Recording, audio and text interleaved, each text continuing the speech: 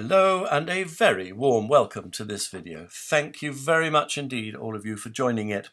You might recognise this monument to Ben Jonson, which is in Westminster Abbey. He's looking over to the monument to William Shakespeare, and he has three buttons on the wrong side of his coat. He is what's called a turncoat. Probably tells us a little bit about his relationship to the memory of William Shakespeare.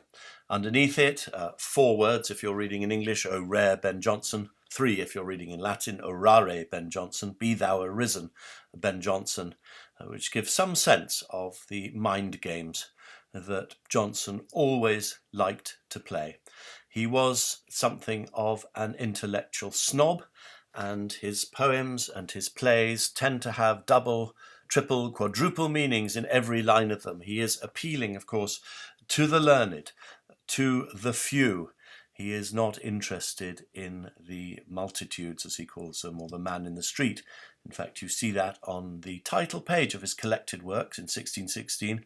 He had a great bossy influence on how these works were put out, and he chose the quotation from Horace there on the title page. Neque me ut miretur turbo laboro contentus paucis lectoribus, which means I do not labour for the crowd to admire me, I am content with a few readers.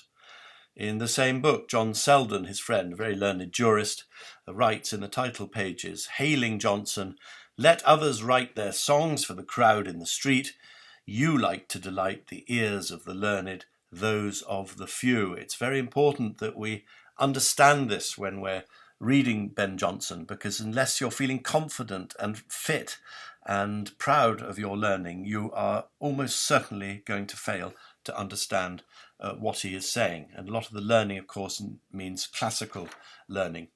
Those who couldn't understand Ben Jonson in his lifetime, he airily dismissed as the ignoramus crew, the sluggish gaping auditor, or the multitude whose judgments are illiterate and rude. So bear that in mind, please, as we go on this journey to look at what is probably the most controversial, the most difficult of all of Ben Jonson's statements on William Shakespeare. He is being extremely clever here, and we're going to unpick it and show what he is really meaning under the complicated surface that he gives us. This work, called Timber or Discoveries, was published after Jonson's death, but was undoubtedly laid out very carefully by him, possibly even in a sort of print form ready to go, but I suspect that he didn't want it to be published in his lifetime. It is called, well, we generally know it as Discoveries. It says Timber or Discoveries. Discoveries, of course, means uncovering, taking the veil off, taking the cover off. Made upon men and matter as they have flowed of his daily readings, or had their reflux to his peculiar notions of the times, by Ben Jonson. And you see at the bottom another Latin quotation, this time from Persius. Live with yourself, get to know how poorly furnished you are. So Jonson loves ticking everybody else off and saying they're not quite as clever as he is, and they're not going to be able to understand what they're saying. Just before we look at the controversial passage on William Shakespeare, let's just take a quick look at some of the remarks he puts in front of his paragraph on Shakespeare, because obviously they're relevant to what comes next.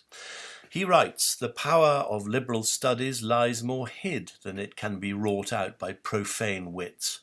There you go, this intellectual snobbery again.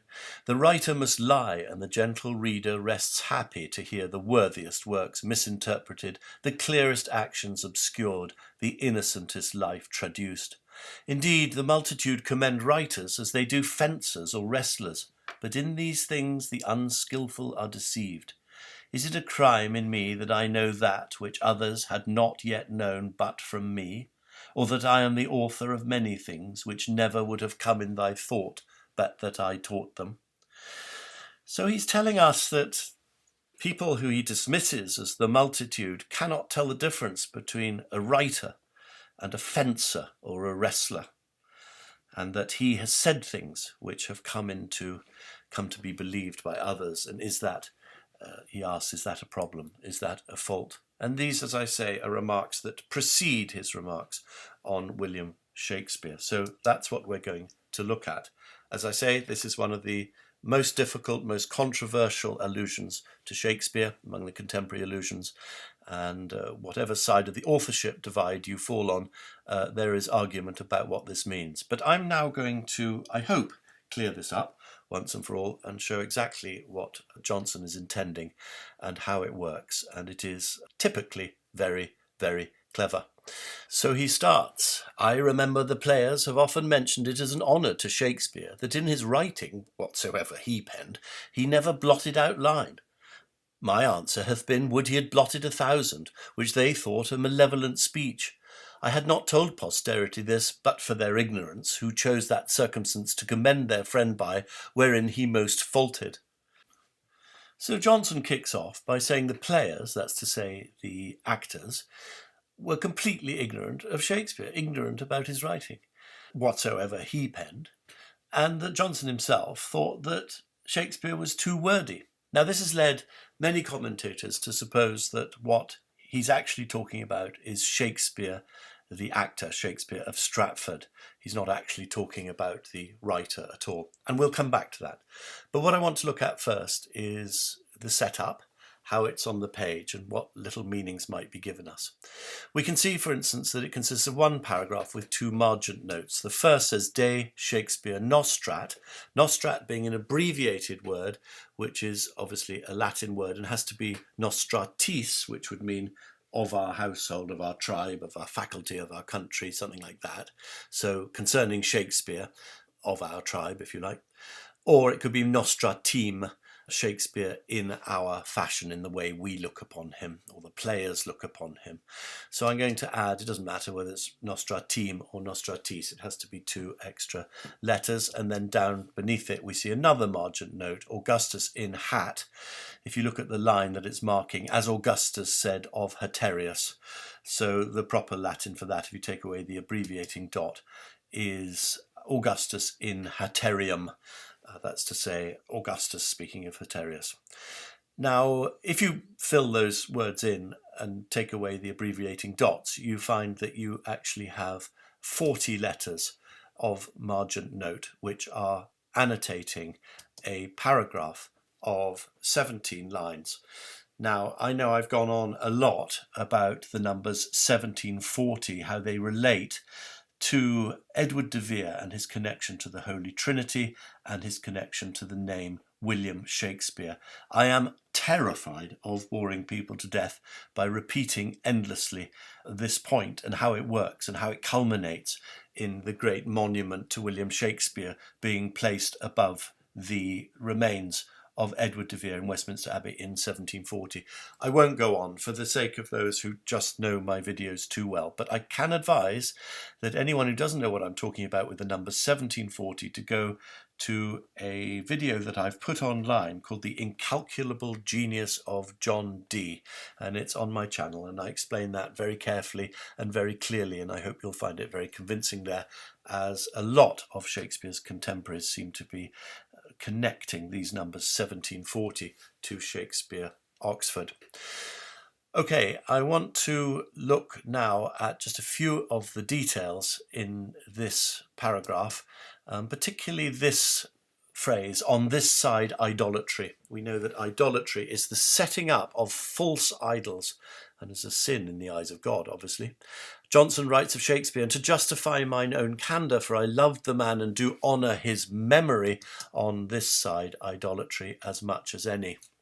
Well, idolatry, as I said, is setting up false idols. And did Jonson honour Shakespeare's memory in an idolatrous way? You remember he was saying, is it a fault of me that I say things that people come to believe only because they heard me saying them? Is he worrying here about the idolatrous honour of Shakespeare's memory? Indeed, is he talking about the famous poem which he wrote in the 1623 First Folio of Shakespeare, "To the memory of my beloved, the author," in big writing, Mr. William Shakespeare, "and what he hath left us." That 17-word title, which sits at the top of 40 couplets, there's your 1740 again, is an expression, in my view, one of the most brilliant expressions of truth as hidden in this clever way that Jonson has. And there you see the author. He could easily have said, to the memory of my beloved Mr. William Shakespeare, the author, but he chose to put it that way round. And if you read the poem, and I've described the poem and how it works elsewhere, he kicks off with 16 lines explaining why he will not praise Shakespeare's name. Obviously he knows it's a pseudonym, and the poem starts, I therefore will begin, on line 17. I won't go back over that, but I just ask in relation to this phrase, on this side idolatry. Now, some people have argued that on this side of idolatry actually means stopping short of idolatry. He's saying he wasn't quite idolatrous. There's another argument to say that on this side means on this side of the grave, on this side, in this earthly world. On the other side is in the eternal life beyond, where of course there can be no idolatry. So I was very curious about what he really meant by on this side idolatry, and I went on a little search to see if he had used the phrase on this side anywhere else, particularly in this work, that would help me to understand it.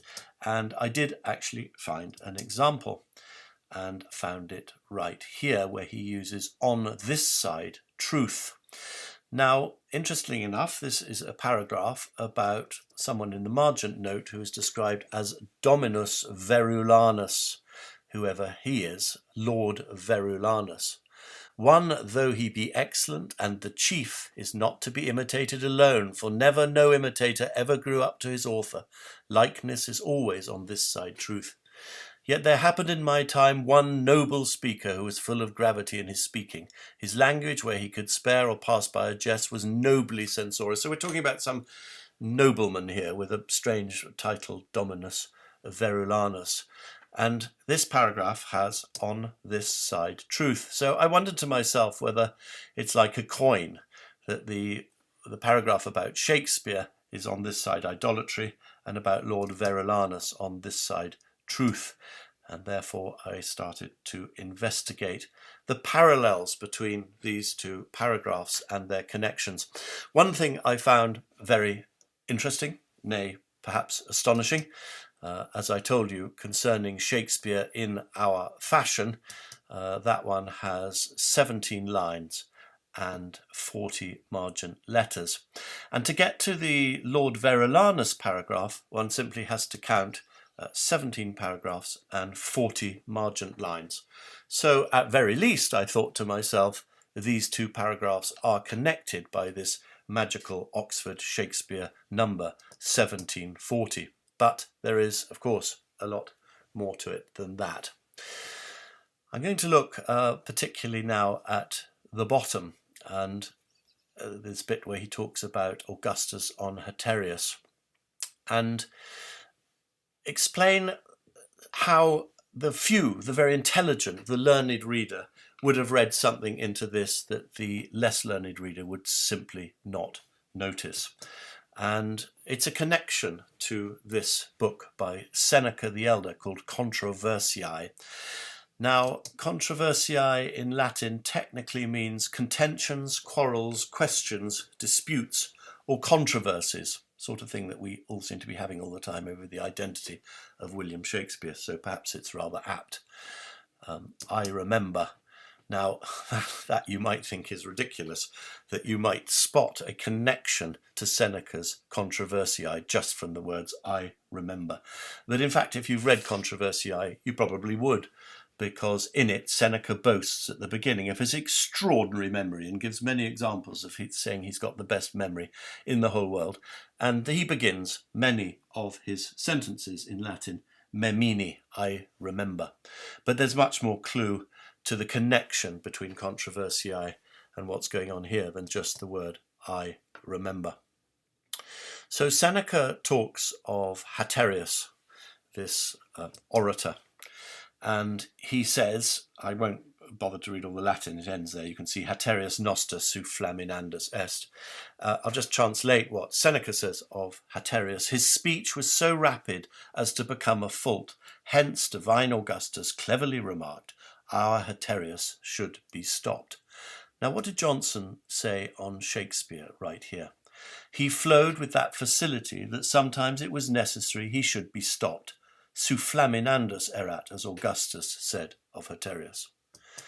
Now, the following sentence, Seneca writes of Haterius, his wit was in his own power, but its rule in someone else's.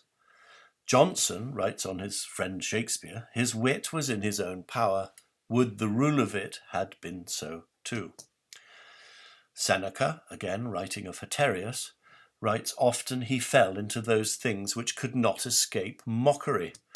Jonson, talking about Shakespeare, says many times he fell into those things could not escape laughter. Seneca gives an example of the ridiculous sort of thing that Haterius said to make us all laugh. As he said, defending a freedman of being his patron's lover, losing one's virtue is a crime in a freeborn, a necessity in a slave, a duty of a freedman. Such things were ridiculous.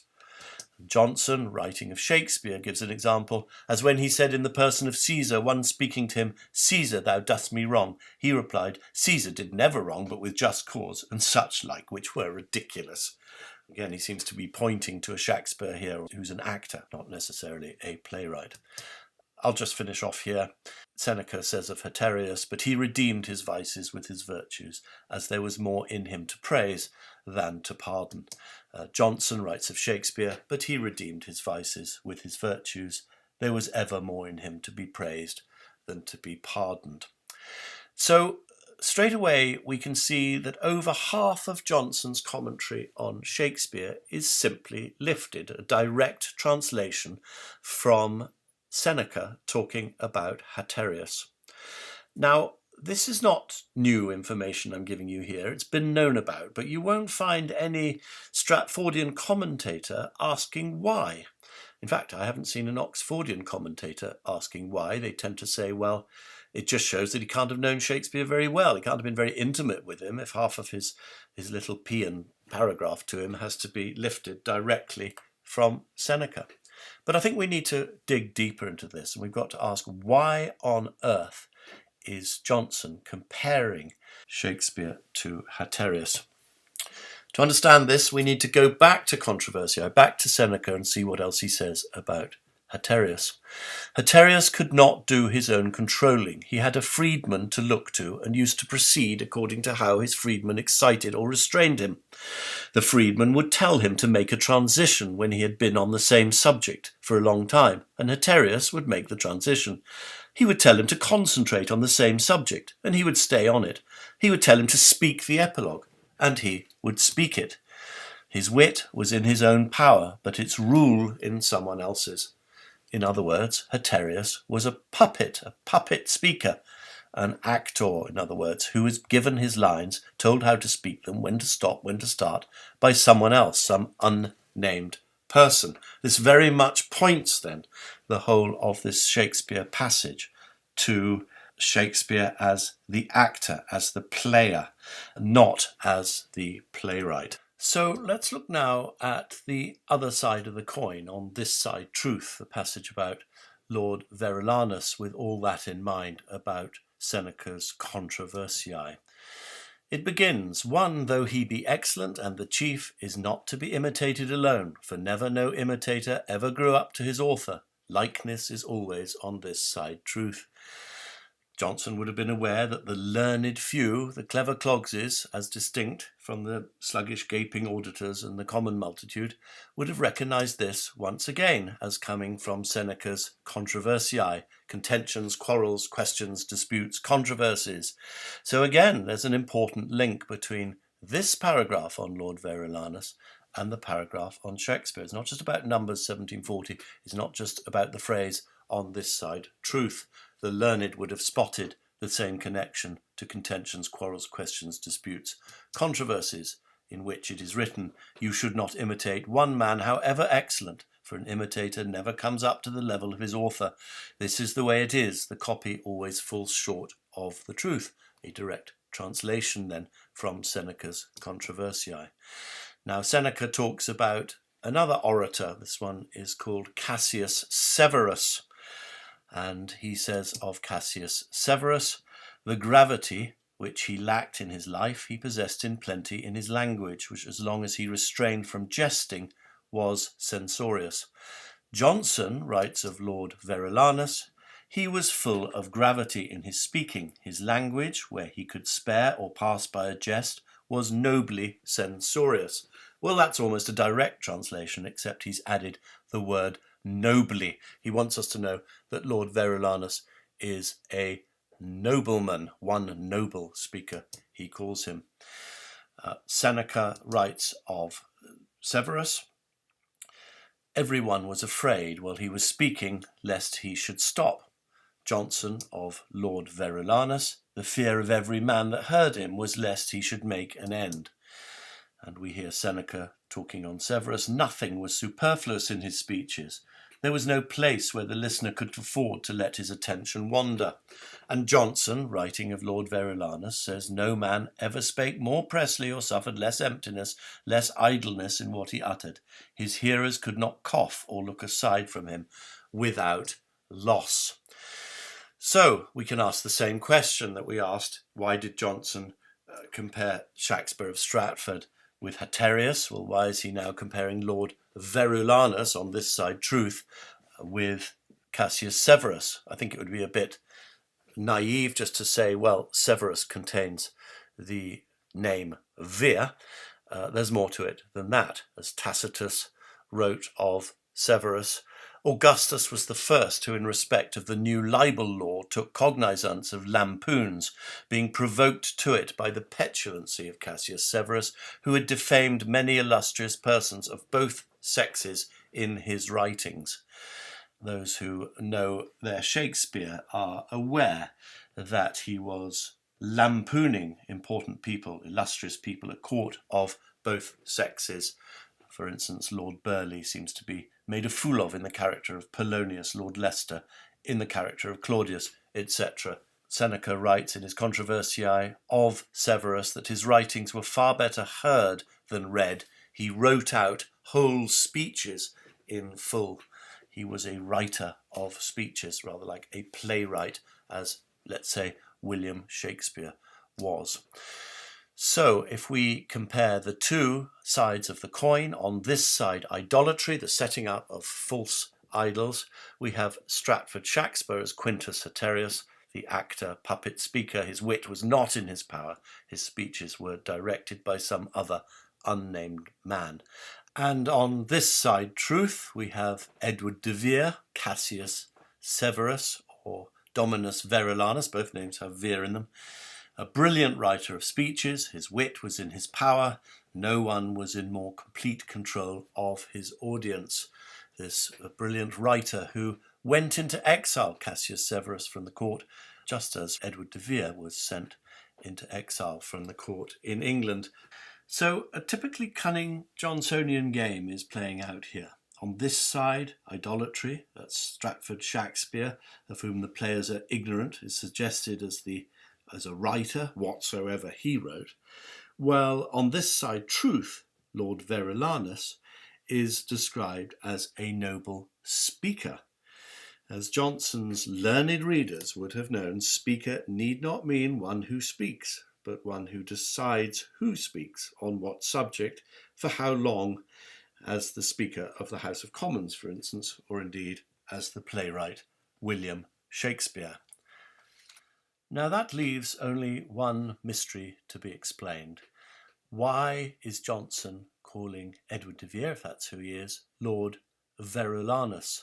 Now before I answer that question, I need to scotch the suppositions of a whole lot of Baconians who have always said that Lord Verulanus is in fact Francis Bacon, who had the title Lord Verulam, that's St Albans, but then it would have to be a misprint. Oh, they just did a misprint, Lord Verulanus. It was meant to be Lord Verulamius, and they just got it wrong, and they got it right later on. No, no, no, don't keep falling for this. It's just a misprint nonsense. I've put here, you'll see in red at the top, that's the end of the paragraph about Lord Verulanus, which ends, the fear of every man that heard him was lest he should make an end. And then it goes straight on, talking about Cicero is said to be the only wit that people of Rome had equalled to their empire. We have had many. Now, that connects to the passage at the beginning of Lord Verulanus. He said, don't just imitate one man, you shouldn't have just one, though he be brilliant. We must have many people who are great as well to compare him to. And so Jonson, continuing that argument, lists 16 writers here who are all brilliant writers. Scriptorium Catalogus, which shows that Lord Verulanus was a writer as well. And at the bottom of that list we have Sir Francis Bacon. Now, Francis Bacon was, as I said, called Lord Verulam, but by the time this was written, he had already superseded that title, and he was Viscount St Albans, and actually he was dead. But he's deliberately Sir Francis Bacon here, and is being compared, along with those other 15 writers, to Lord Verulanus. So categorically, Dominus Verulanus cannot be Sir Francis Bacon by misprint or by any other means. Okay, so if he is Edward de Vere, then we have to ask the question, why is Edward de Vere being called Lord Verulanus? Well, we know he was a concealed poet, a concealed playwright. We can see that Vere is in the name Verulanus, but there's got to be more than that to it, and indeed there is. There's your picture of Edward de Vere on the left, and on the right we have a wonderful illustration of a theatre from the famous book De Architectura. And that book, when it was published at the beginning of the 16th century, 1520 or so, I think, had an introduction by someone called Sulpicius Verulanus. This was the most famous Verulanus that one can possibly imagine at that time, and I have no doubt that Jonson is alluding to this Verulanus when he is describing Edward de Vere as Lord Verulanus. This 15th century rhetorician was at the vanguard of a movement to re-purify Latin. We remember how Nash said of Oxford, he was the first in our language I have encountered that re-purified poetry from art's pedantism and that instructed it to speak courtly. Edward de Vere was part of that anti-scholastic movement, very, very keen to bring the English language to the fore and to purify it in exactly the same way as Verulanus wanted to do with his native tongue, which was Latin. We also know that Verulanus was an ardent campaigner for a theatre for Rome to be built for the betterment of the city and used to elevate the minds and morals of the Roman people. Verulanus argued that the purpose of plays was both to teach and to delight. I would, at that point, what they call rest my case, but for the fact that some of you may not know that Edward de Vere went off to Italy, he came back and was an ardent campaigner for a theatre for London to be built for the betterment of the city and used to elevate the minds and morals of the English people, and that it was always his contention that plays were both to teach and delight, and he led, as we all know, a great scriptorium of clever playwrights who formed what was known as the secret of government, which was the policy of plays for the Privy Council. I really hope you've enjoyed this. I hope you've understood it. I hope it's clear. Of course, nothing of Ben Jonson is ever very clear. He's always being cunning, and as he says, he is always writing for the few, for the learned, for the clever. I just hope I've managed to explain it well enough to you today that you may consider yourselves among the few, among the learned, among the clever, and dissociate yourself from the sluggish, gaping auditor, from the multitude, from those who simply can only read what's on the surface of Ben Jonson and not understand the full, deep, incredible, clever wit with which Ben Jonson talks about everything, not least William Shakespeare. Thank you very much indeed for watching this video. I hope you will share it, and that if you're not subscribed already to this channel, that you will subscribe so you get the first chance to see a new lecture when I put one up. Have a very happy day. Goodbye.